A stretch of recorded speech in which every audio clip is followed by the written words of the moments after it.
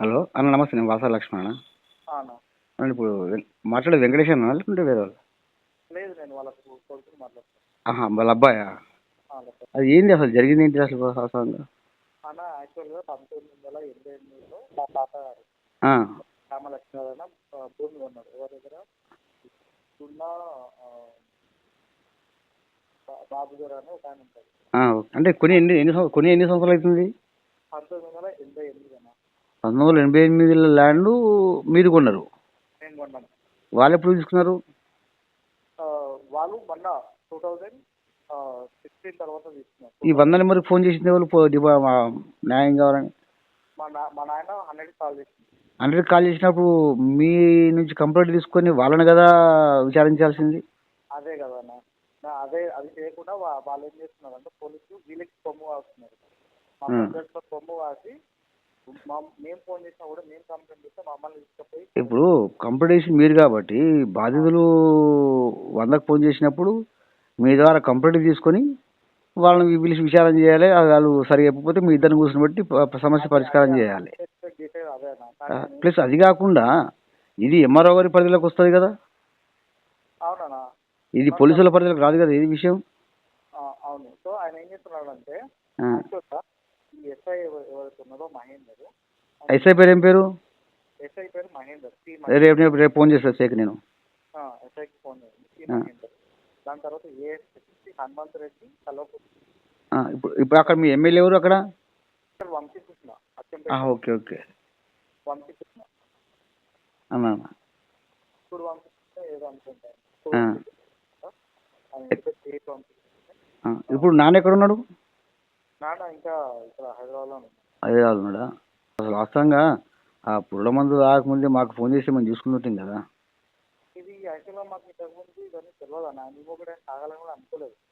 భయపడ్డట్టున్నాడు. భయపడ్డాడు అనేది. ఒకసారి తీసుకుపోయి 16వ తారీఖు రోజు కొట్టడం జరిగింది. కొట్టిల్లా?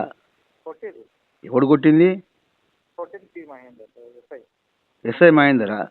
ఎస్ఐ మహేందర్ కొట్టింది. నేను కూడా పోలీస్ స్టేషన్కి వెళ్ళాను. నేను ఒక్కనే వెళ్ళకుండా మా బావాని కూడా ఎత్తుకుని వెళ్ళినా. నేను ఒక్కనే కాకుండా నాకు ఎందుకు కొట్టిండు? ఇప్పుడు మీ నాన్న దొంగతనం చేసి లంగతనం చేసిండు, ఎందుకు కొట్టిండు పోలీసు వాళ్ళు? ఆయన ఏమని చెప్తున్నారంటే, ఇప్పుడు నేను చెప్పిన కదా 1988లో కొన్నదాంట్లో మాకు 20 ఎకరాలు ఉంది సార్ అక్కడ. సర్వే నాకు తెలిసి 59, 61, 62 అనుకుంటున్నాను. 4 సర్వే నెంబర్లలో మాకు 20 ఎకరాలు ఉంది. అందుకు 60 సర్వే నెంబర్ గురించి ఫైటింగ్. ఇప్పుడు ఇప్పుడు వాళ్ళు మీరు ఫిర్యాదు చేసినప్పుడు ఇక్కడ ఎంఆర్ఓ గారు సర్వేని పంపించి కొలిపించిందా? ఇంకా కొన్ని సర్వేలు అయితే జరిగినాయి. అట్లంటే నేను సర్వేయర్ వచ్చింది అక్కడికి, ల్యాండ్ కాడికి, లొకేషన్కు ఒకసారి వచ్చారన్న. అంటే మేము అంటే యాక్చువల్గా ఇప్పుడు అరే ఏదేమైనా కానీ ఇప్పుడు నేను ఎందుకు ఫోన్ చేసినంటే, ఏదేమైనా కానీ ఈ దొంగ మన నాన్న పేరు ఏం పేరు? క్యామ వెంకటేశమా అన్న? వెంకటేశ్వర్లు కదా. ఏదేమైనా కానీ ఇంట్లో పోలీసులు చెరబడి ఒక వ్యక్తి ఆత్మహత్య చేసుకుని అదృష్టం బాగుండి బతికిపోయిండు. ఆయన అదృష్టం మంచిగా ఉంది కాబట్టి బతికిపోయిండు, లేకపోతే ఏంటి పరిస్థితి? అంటే మా నాన్న మాకు దక్కిందనే ఒక దానిలో మేము ఉన్నాము, అంతేగాని ఏం లేదు. మీరు ధైర్యంగా ఉండండి. ఎందుకంటే ఇలా మన ప్రాంత ప్రజా సంఘం అధ్యక్షుడు కామర్త మురళన గారు ఇప్పుడు వచ్చింది కదా, మీరు ధైర్యంగా ఉండండి. ఎందుకంటే నేను వార్తా కథనం వచ్చిందో లేదో వాట్సాప్ మెసేజ్ వచ్చింది నాకు. వస్తే ప్రతి విషయాన్ని మనం కులం విషయం తీసుకురాం కదా, అక్కడ సమస్య ఏందో మనకు తెలియదు, నిశ్శబ్దంగా ఉన్నాం. కానీ ఏం నాకు తెలిసిందంటే భయపడి ఆత్మహత్య ప్రయత్నం చేసిందని తెలిసిన తర్వాత కొద్దిగా బాధ అనిపించింది నాకు. అది ఎందుకంటే మా నాన్న ఏంటంటే భయపడ్డారు. ఎందుకంటే అశోకారిపోయి మామూలుగా కొట్టడం జరిగింది. కొట్టడం అనేది కొట్టడం ఏంటి నాకు అర్థమవుతలేదు. కొట్టడం ఏంటి? దొంగతనం చేసిండా, లంగతనం చేసిండా, దోపిడీ చేసిండా? పిటిషన్ కానీ మాకు ఒకటి తెలియదు. మనం ప్రైవేట్ కంప్లైంట్ అనేది ఇవ్వాలంటే అది మాకు ఇలా మన వచ్చారు కదా వాళ్ళందరూ చెప్పిండు నాకు ఇప్పుడు మా మురళి ఫోన్ చేసిండు నాకు. చెప్పి మమ్మల్ని ఏమని చెప్పారు, అది మా బాబాయ్ వాళ్ళు అడ్వకేట్ మాట్లాడి అది ఇంతవరకు ఏంటంటే వీళ్ళు మేము కొంచెం చాలా దూరం అన్నాం. పోలీస్ అనేదానికి నేను కంప్లీట్గా మా చిన్నప్పటి నుంచి నేను దూరం. ఇప్పుడు నేను అనేది ఏంటంటే చలో ల్యాండ్ సమస్య ఉంది, తప్పు వాళ్ళ మీద అనేది ఎంఆర్ఓ గారు తెలుసాలి, లేకపోతే కోర్టు తెలుసాలి. తెలియాలి. ఆ మధ్యలో పోలీసు వాళ్ళు జొరబడి కొట్టడము చేయడము అంటే దీంట్లో ఎట్లా అనిపిస్తుంది అంటే ఈ శాలలు ఏం చేయరు అనుకుంటుండే, అట్లా అనుకుంటుండేమో పోలీసు వాళ్ళు బహుశా, నాకు అనిపిస్తుంది అట్లా. అవునన్న అది ఇక పద్మశాలి కదా గిట్లు ఏం చేస్తారని పోలీసు వాళ్ళు అనుకుంటారు కావచ్చు బహుశా. వాళ్ళు అట్లా అనుకున్నారు. రెండోది ఏంటంటే వీళ్ళు పెద్దగా చదువుకోలేదు. ఆ, మా తల్లిదండ్రులు ఎవరైతే ఉన్నారో వాళ్ళు చదువుకోలేదు, మా పెద్దనాన్న వాళ్ళు చదువుకోలేదు, మా బాబాయ్లు కూడా సగమే చదువుతున్నారు. ఆ. చదువుతున్నారు వాళ్ళు. అంటే ఇక పోలీసు వాళ్ళకి ఏంటంటే మంచి కద్దరు పట్టు వేసుకుని పోయి కూర్చుంటేనేమో అవును. వాళ్ళకి వంత పడతారు. ఇక ఈ అమాయకులేమో అణచివేస్తారు అన్నట్టు అదే కనిపిస్తుంది ఇప్పుడు మీరు మాట్లాడే. ఇక్కడ 4 రకాల బలాలు ఉన్నాయి. ఎట్లా అంటే సరే ఏ బలం ఎట్లా ఉన్నా అన్న, వాళ్ళకి ఎంత బలం ఉన్నా పద్మశాలి బలం కూడా ఉంటుంది. పద్మశాలి ఎందుకంటే కొన్ని సమస్యలు ఏంటంటే అక్కడ స్థానికంగా పరిష్కారం అయితే నిశ్శబ్దంగా ఉంటాం, స్థానికంగా పరిష్కారం చేసుకుంటాం లే అనుకుంటాం. కానీ ప్రాణం విద్దాకా వచ్చేదాకా ఉంటే మేము కూడా ఊరుకో, పద్మశాలి సమాజం కూడా ఊరుకో కదా, నేను కాదు, ఈ పద్మశాలి సమాజం కూడా ఊరుకోదు. యాక్చువల్గా చాలా ఈ విషయం ఒకటి ఏంటి అంటే అన్న, అన్న ఆల్రెడీ ఆయన 10 ఎకరాలు భూమి కొన్నాడు. ఆ, 10 ఎకరాలు ఆయన దగ్గర ఉంది, ఆ. ల్యాండ్ ఏదైతే ఉంది దాన్ని దున్నుకోవాలి కదా, ఆయన దున్నుకోవట్లేదు. అయితే అన్న సమస్య ఇది ఎట్లా ఇప్పుడు ఇదంటే ఇప్పుడు ల్యాండ్ గిట్ల అంటే అద్దుల విషయంలో వచ్చిందా, దారి విషయంలో వచ్చిందా సమస్య? హద్దుల విషయంలో ప్లస్ దారుల విషయంలో ఆయన భూమిని విడిచిపెట్టి మా భూమి దున్నుతాను. ఆ, ఆయనకు ఆల్రెడీ ఒక భూమి చూపించారు వాళ్ళు, ఆ, ఈ 10 ఎకరాలు ఇది దున్నుకోండి అని చెప్పేసి ఎవరైతే అమ్మి ఆ, వాళ్ళు ఒక భూమిని ఆ. చూపించుకొని మీరు చేస్తున్నాను. ఆ. ఆయన ఏమంటారంటే ఆ 10 ఎకరాలలో ఆ 2 ఎకరాలు ఇచ్చేసి అది నేను చెయ్యను, మీకు ఏదైతే పొలం మధ్యలోకి నుంచి 2 ఎకరాలు నేను చేస్తాను. ఉమ్, అది యాక్చువల్గా 1980లో మా తాత ఉన్నప్పుడు 60 సర్వే నెంబర్లో ఉమ్, మొత్తం బాగా 7 ఎకరాలు ఉన్నాయి.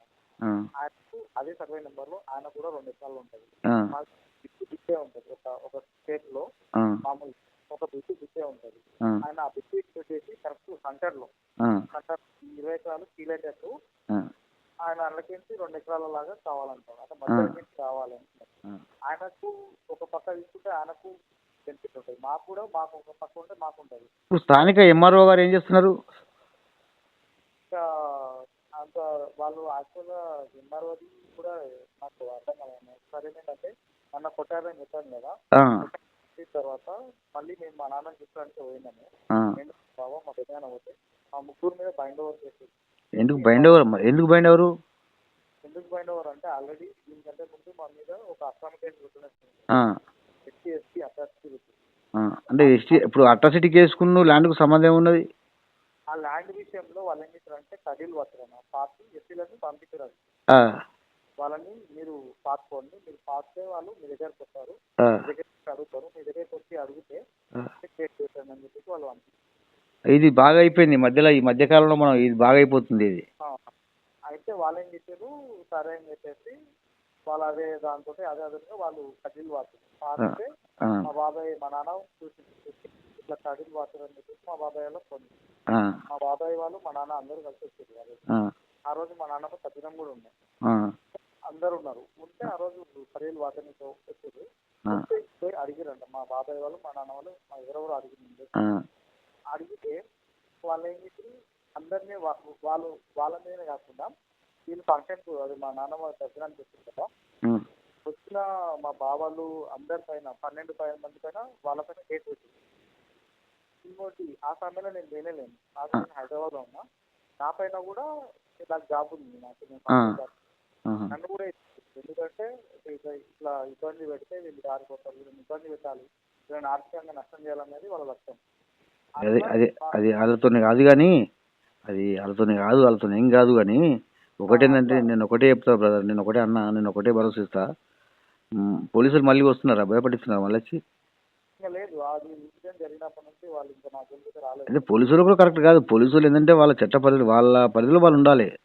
వాళ్ళు అతిగా చొచ్చుకొని రావడం కూడా ఇది కరెక్ట్ కాదు. ఎందుకంటే పద్మశాలి సమాజాన్ని అవమానించినట్టుగా అనిపిస్తుంది మాకు. ఎస్ఐ కలవకుర్తులు చేశారు, ఆ, కలవకుర్తులు చేసినప్పుడు ఏఎస్ఐ హనుమంత్ రెడ్డి, సో ఆ, సాన్నిధ్యం అనేది ఉంది, వాళ్ళు ఆయన ఉండడం వల్ల వాళ్ళిద్దరు ఒక దగ్గరికి వెళ్ళడం, సో ఆ రకంగా వాళ్ళు కొంచెం రిలేషన్షిప్. సరే, వాళ్ళ వ్యక్తిగత రిలేషన్ మనకు సంబంధం లేదు కదా. సమస్య ఎక్కడికి వచ్చేసరికి పారదర్శకంగా ఉండాలి కదా, అది సమన్వయంగా ఉండాలి కదా. వాళ్ళకన్నా ఏం చేయదు, మీకన్నా ఏం చేయదు. అది వాళ్ళ వాళ్ళు చేయడం లేదు అలా చేయకుండా మొత్తం వాళ్ళకి కంప్లీట్గా సపోర్ట్ ఏకపక్షంగా. వాళ్ళకి ఎమ్మెల్యే అండ గిట్ట ఉందా వాళ్ళ గిట్ట? ఎమ్మెల్యే లేదు, ఎమ్మెల్యే మాట విన్నాడు ఆయన యాక్చువల్గా స్థానికంగా వేరే ఆ. వాళ్ళ మాట వింటారు. సరే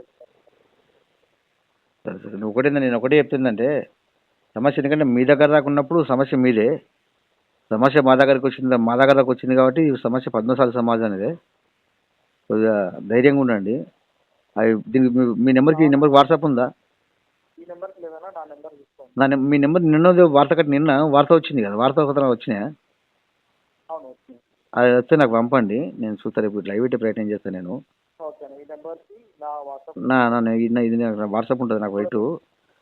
ఆ రోజు ఇన్సిడెంట్ జరిగినప్పుడు ఒక మా నాన్నకి కానిస్టేబుల్స్ దగ్గర ఒక కన్వర్జేషన్ జరిగింది, అది కూడా పెడతాను. పెట్టండి. నాన్న ఇప్పుడు ఎట్లుండి బాగున్నాడు? ఇప్పుడు ఎట్లుండి హాస్పిటల్? ఇప్పుడు పర్లేదు అన్నట్టు.